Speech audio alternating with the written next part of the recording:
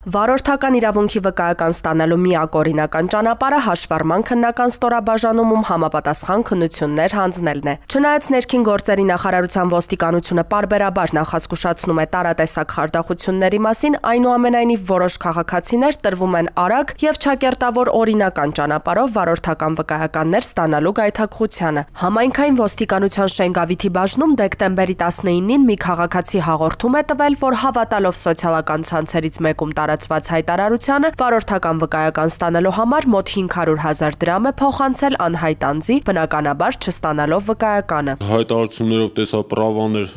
սարքողների, կոնտակտի հեռախոսահամարով կապի հելա, ինձի խաբելով ասեց, որ մի օրինական ձևով իրավունք ունես, կարող ես դու մուծում անել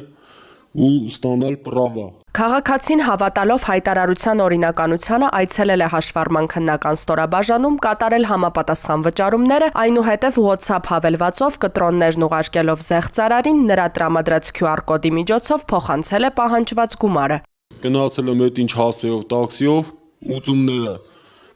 փոխանցումները արել եմ, դեմից 400,000-ը փոխանցում արեցի, այդ կապի հելա, ասես, թե էդի ցեյր չէ, ասի չէ, ասեց, որներ, ասի բեցեն է ուզե, ասեց ուզում են 100,000 էլ պետք ավելացնես, էլի 100,000 ավելացրեցի, կարիք չկա էլ չեք ուղարկել, արի մռու, ես էլ եկել եմ մռուն, ամենաուշը մի ժամվա մեջ պատրաստ կլինի, կեթաս նկարվես, տողրես,